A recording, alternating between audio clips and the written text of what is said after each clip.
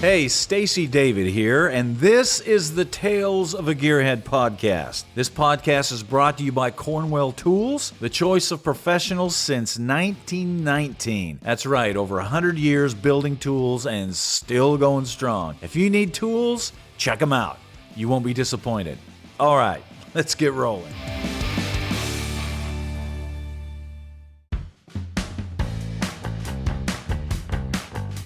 Well, today we have a special guest that dropped by. We have Mark Vilbert from Jeepster Man. He is not driving a Jeepster. Jeepster Man is actually one of the premier companies that specialize in Jeepster parts. They also specialize in Jeep parts and a lot of other things. So we have got a cool Jeepster project that we're doing on the show. But we are going to talk Jeepsters and some other stuff. So you guys that are into Jeeps and other things, you're going to love this conversation. So Mark, welcome to the podcast. Yeah, thanks a lot, Stacey. It's really been a lot of anticipation. I know we've talked a lot, but just coming here and seeing what you've done, what you've built, looking at some of the vehicles. Obviously, this Jeepster convertible has got my eye from the very beginning. I just can't tell you how exciting this is. So you thank like you that very Sergeant much. Rock truck? Yeah. Yes, oh, I do. I love that truck. That truck, when I saw, when you talked about the build, it just did something to me. Yeah. And I've been in love with it ever since. So Awesome. I know I can't leave here with it. But it is really a We'll work get you of a art. die cast for Yeah, sure. that would be great. That would be great. Well, tell me how you got into the Jeepster world. How did you become the Jeepster Man? I had bought Yeah. a 72 Jeepster Commando. The wife and I actually, in our young days, had saw it in the paper and went over and looked at it. I think we paid $700 for it. Yeah. And you always liked them. They were always kind of a cool vehicle. Totally awesome. And this is a hard top. Yes. Yeah. And we drove that vehicle, took my kids in it. We'd take the top off it. We'd flat tow it behind my Suburban, take it camping, and we'd tear it up. Now, this still had the Jeep front end. They didn't put that weird front end on until 72 and 3, yeah, right? 72 is actually what they call the bullnose. So it was, it looks like maybe a Scout in a Ford Bronco somehow mated together and came out with this weird looking front end, you know, but it was still a really tough vehicle. Yeah, did it have a V8 in it? This one was a straight six, a 258. But Okay, great engine. It's a pretty though. good motor. Yep. Actually, I tore it up so bad one time that we had to buy 3 other Jeeps we ended up buying and put this one back together. And by that time, I had networked around so much. The internet was still somewhat new, but becoming very powerful for people to network and find parts, and expanded the marketplace. So all of a sudden, I had people buying parts off me. Guess who the first person to buy a part from me was? Who was it? Morris Ratner, who is the original Jeepster Man. I bought parts from Morris. Yes. Yeah. Now, is he still around? He's not still around, Commando. is he? No. Okay. So, you know, and that's where the merger comes in, the merger and acquisition. So Morris, you know, he died. He's probably been dead for at least 10 years. I don't know the exact date. And he was the original Jeepster Man. Yes, he was. Okay. He started out in the 60s. Yes. He was in New Jersey. Yeah. And had a bunch of old chicken coops. He converted them to parts houses, and he saved everything. He had 17 buildings full of parts, and he made a lot of parts. So he really established the Jeepster two-wheel drive, 48 through 51. Yeah, the earlier ones. That's correct. And then a lot of Willys models, which are the pickup truck, the station wagon. That's what I bought from him, was Willys stuff. Yes, things like that. Some of the military versions, CJ versions, but still stay in 41 to 74 era. And he also got into the Commandos and, you know, made some parts for Commandos and ended up being one of my main partners. And then he died, his daughter took it over. Yeah. And we were partners with her. And what I mean by that, we had a collaborative relationship. They bought from us at a discount as a wholesale. We bought from them at a discount as a wholesale. And it really worked well. So it came time for her to retire. Yeah. And she offered the business to me. And at that time, I was just Jeepsters. Yeah. My son and I went up, flew up, looked at everything, and we really appreciated what they had built. And Shelley was just you know, that was his daughter, Shelley. Shelley was just a worker and tremendous at how she was handling that business. So it was a really good model for us to pick up and merge with our Just Jeepsters business. And I had just retired from Boeing. And my son, John, had just retired from the military. So you know, we stuck some finances in there, built a building, and here we are today. So you're not just Jeepster Man. It's not just Jeepster stuff. That's what correct. all do you specialize in now?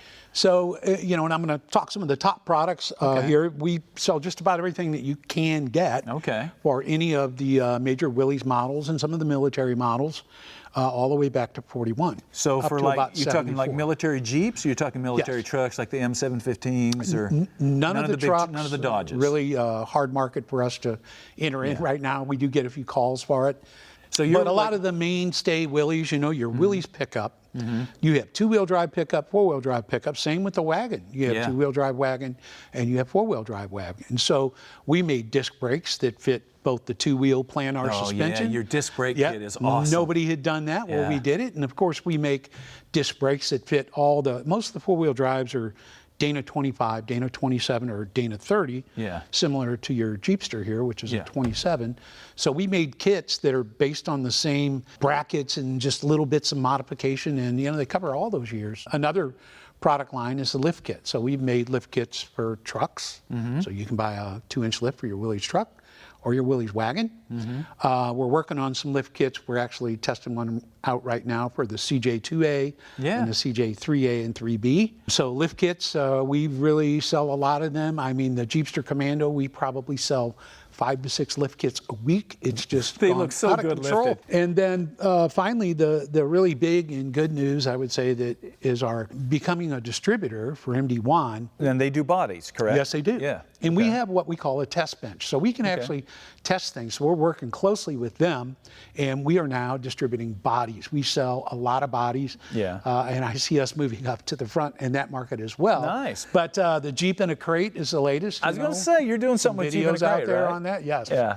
That was always the thing, Jeep in a Crate. And they didn't exist, but they did, but they didn't. But you can buy a CJ body, a CJ5 body. You can buy a CJ2A body. We sell a lot of them. You can buy the Jeep in a Crate, which is an MB. But we see the bodies really a powerful market. People want them and are demanding them.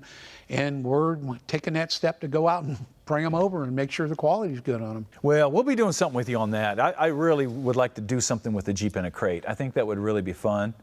And one of my earliest Jeeps, I had a CJ2A that had a Corvette motor in it when I was in college. I can't imagine that. And it was awesome, man. It's the only vehicle I've ever had I never got a picture of. Oh, wow. And it was, it was awesome. And I'm sorry, but I'm stripping some gears in my brain. How did you get a 327 inside of a CJ2A? I'm just I didn't build it. I actually bought it that way. And this was out in Idaho. Like I said, I was right out of high school. I was a hot rod guy. And like I said, somebody had put a 265 motor out of a 56 Vet that they had put in that thing, and it had the 3-speed, it had the overdrive, it had 5 shifters. I just loved it. The bucket seats. I've always loved those old flat fenders. Dad always had them. They are cool. Well, there's a lot of maneuverability to these Jeepsters. I mean, you're looking at the one that you have here. Obviously a convertible, and we'll talk about that a little bit when you get ready. It's really built for, it wasn't, this big off-road, but it's got all the goodies on it. So what's cool about a Commando is not only are they narrow, we're talking 55, 56-inch wide vehicle, but they're not much longer than today's side-by-side. So I have a side-by-side. I think it's a Honda 1005. And I believe it is 98-inch wheelbase. And your Jeepster convertible here is 101. Now the 72 and 73 was 104. It's better than the early CJs that were 80 and were prone to tip. So, you got some safety there, but they're still narrow and they're still short wheelbase. And yes, a lot of them had lockers in the rear. A lot of them have Dana 44s up in the front. You got a Dana 27. My first Commando was yellow and white. And I can remember taking it out and going through things, and the big trucks were stuck, and mine would stay on top. Because it was so light, and I could maneuver around, get between trees and between rocks. So they really offer a lot of benefit as a four-wheel drive. So when it comes to these Commandos, I know everybody wants, of course, this is not truly the Commando. This is a Jeepster. This is the year before. What did you think when I sent you pictures of this? I thought, this guy's crazy, which is what I think about all my customers. Do they know what they're getting into, number one, and then are they married? Because they're probably going to need marriage counseling. But set aside from that, I looked at this Jeep and I said, I don't know if he realizes what he actually has. Yeah. And if you don't mind, I just share a little bit with you. Oh no, when I first So- saw this, I figured that this had 108,000 miles on it. And you know, it wasn't really what I was looking for. I was looking for the hard top that I could lift and put big tires on. Yep. But I knew it was a good deal. It was so solid, so I picked it up. Yep. Yeah. Good. Then when we started talking, Yep. it started to reveal itself. Yes. you know. Yes. And that's good. You know, that we talked about that. And you know, it's another thing we try to really. Customers call me all the time, or potential customers that are looking at these. Yeah. I have no problem with it. I don't make any money on them phone calls. Yeah. And I do it a lot, and I spend time on there. I don't mind. Yeah. I'd rather see you make an informed decision about building your Jeep. Yeah. And I do understand your experience in just doing restorations, and you're coming out with a book that's going to kind of rationalize that in phases or steps. Oh, which yes. is going to be a great addition to, you know, people that are restoring Commandos as well as other vehicles. But just making sure you know what you have and you know what you're getting into is a conversation, or know what you're potentially getting ready to buy, that I have with a lot of folks. And one of the first conversations you and I had was about them grease pencil marks on that firewall. Yeah. Those come from the factory, and there might be a lot of listeners out there that have worked on the factory line, but back in the day when these were going down the assembly line, grease pencils were the way you communicated. Yeah. We didn't have email, we didn't have text messages. Yeah. And, you know, so they put certain marks that meant, well, this one gets, you know, this type of hubcap later on down the road, or it gets air conditioning, or it gets whatever, and that's the way they did it. Well, here you are 55 years later, and those grease marks are still on that firewall. Yeah. So that should tell you a lot about the originality of it. But, you know, this vehicle in general, they call it a Jeepster. So it's not a Jeepster Commando, and they only did that in '67. And they did it with this, mainly the convertible, even though they called some of the hardtops in '67 a Jeepster. So on the emblems in the front, you won't see the word Commando. Yeah. But people still sometimes call them that. Sure. Out of habit. But it's a Jeepster convertible, and what it really signifies, this one, and differentiates it, it is the first 4 digits of the VIN, 8701. That means it's a deluxe model convertible. So a deluxe model convertible, you're going to get the trim. Generally, it's two-tone. Yeah. Even though it can be white on white. I've seen a lot of them that are, you know, same color. But they still have the trim. That's correct. Yeah. They still have the trim, but most of them are either red and white, very popular back in the day, or blue and white, or yellow and white, those kind of things. And so, you know, that really sets it apart. There is an 8702, but it doesn't have that chrome trim. Yeah. It also doesn't, or that aluminum trim, sorry. It also doesn't have that rear deck that you and I were looking at, and it doesn't have the Continental kit on the back. Yeah. So it's different, and they did that to kind of cheapen them, so to speak. They called it an austere model that you could buy that was sort of like, remember when you could order a truck with no bumper to save money? It was sort of that kind of thinking going on. But as time went on, you know, this vehicle, and a lot of people have a hard time swallowing this, but it wasn't meant to compete as a four-wheel drive. Yeah. This vehicle was built when the Mustang came out in '65, a couple years earlier. '67, the Camaro was, you know, always being talked about, ready to hit. And these designers wanted something that was sporty. So what they do, they made this Jeepster convertible. So cool convertible, and I understand yours is even a power top. Not all of them were, but it has an automatic in it, and that automatic is a 400 turbo, and they put this V6 in it instead of the 4-bangers that were in most Jeeps, you know, especially the smaller ones. Now you got this, you know, V6, automatic, console shift, power top, trim around it. Got this really neat looking, you know, spare tire Continental kit. I'll tell you who really likes them. People like my wife, Kim, over there. She can tell you every one of these I've ever had. My wife and daughters She loved loves it. Yeah, your wife's seen this, and she's what like, was her response? I love it. I want to keep it. I'm like, really? So they have a bit of a feminine touch to them, but they were really meant to bring that era of sportiness that Jeep wanted to compete in. And they made about, well, they made about 2,400 of these in '67. So they're rare. Yes, and they made a few more in '68 and '69, and by about '70, they were only making the austere model, and they weren't making many. And they realized that, you know what, we're really not competing with the Mustangs and the Camaros. We're competing with the Bronco, the Scout, the Blazer. And so that's why you see more of the hard tops being built. And then you see AMC took them over in, actually it was in mid '70, but you didn't see their design influence until 72, 73. Yeah. So now they, lengthen it 3 more inches. They put a V8 in it. Oh, yeah. And you really have the competition with the Bronco in the Scouts that had V8s. The Bronco 302 or 289. Yeah. The Internationals had a 348. And of course the Blazers had the V8 motor Chevy 350. So that's what went on with these vehicles. So you have a really rare one, really rare and not many made. Good vehicle. You know, when gearheads get together, it isn't long until the subject of tools comes up. Because tools are what make all this possible. You guys know that. And car guys and girls are passionate about tools. What's good and what is bad. And that is one thing that I have to give Cornwell a lot of credit for. They'll listen to what the pros are saying about their tools and constantly make changes to build them better. That's why they have new screwdriver handles and ratchets and all kinds of other stuff coming out all the time. It's not just to get your money, which a lot of people think. It's the never-ending quest to build a better tool. Because Cornwell knows that if you're not working and getting paid, they're not getting paid. That's why they're America's oldest tool company and still going strong. Check them out. Okay, the Broncos have taken off in value at the auctions and this and that. The Blazers are right behind them. The Scouts are starting to rise in the price and that kind of thing. Jeeps have always done well. CJ5, CJ7s. The Commando has not until now. Do you see them coming up? What is the value of something like this? Do you see the values going up? Is it something that's a collectible vehicle that people should be grabbing now, or? Well, and let's start at the 30,000 foot level, because some of it is simple supply and demand. And on the Jeep side in general, there are a lot of Jeeps, many models. And in fact, one of the mottos that, or one of the sayings we want to promote is that Jeep is the vehicle that made America great. Not to bring politics into this, but and I won't disagree with that at all. We won wars driving these Jeeps.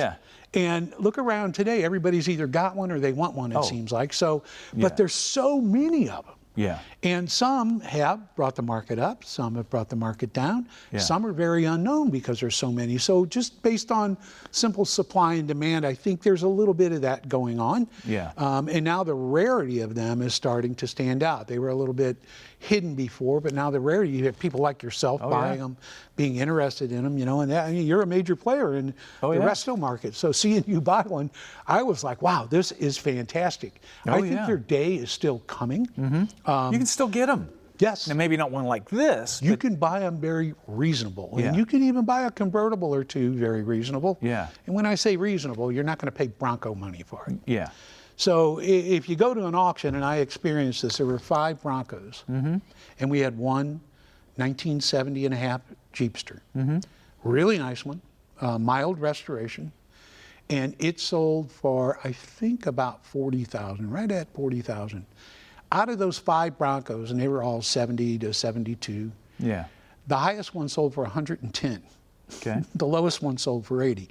Now, there's a lot of people that were bidding 80 or bidding towards 80 or 110 that didn't get it. What do you think they might be looking at?